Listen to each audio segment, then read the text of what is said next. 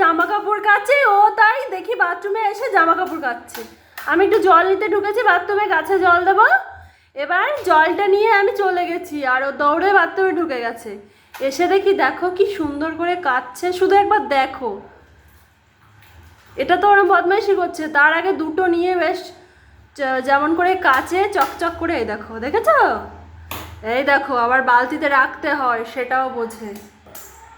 এই এই তো আমার আমার সুখের দিন চলে এসেছে, তাই না পাপা? এই যে এবার ধুতে হয়, জলে বালতিতে নিয়ে ধুতে হয়। দেখো, এই যে এই যে এই যে এই দেখো, এই দেখো, পারো?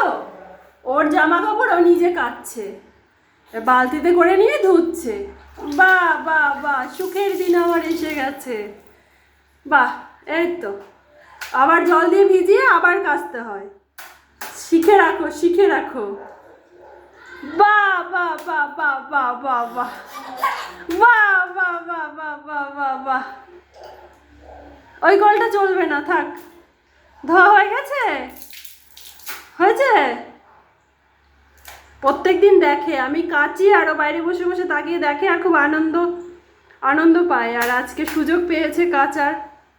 আজকের থেকে প্রত্যেক দিন তুমি তোমার জামা কাপড় কাচবে, ঠিক আছে? ঠিক আছে তো?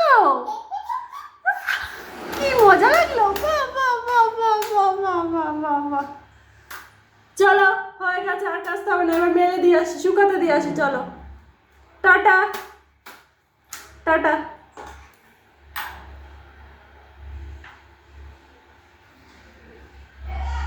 এটা নিচে পড়ে গেছে। টাটা।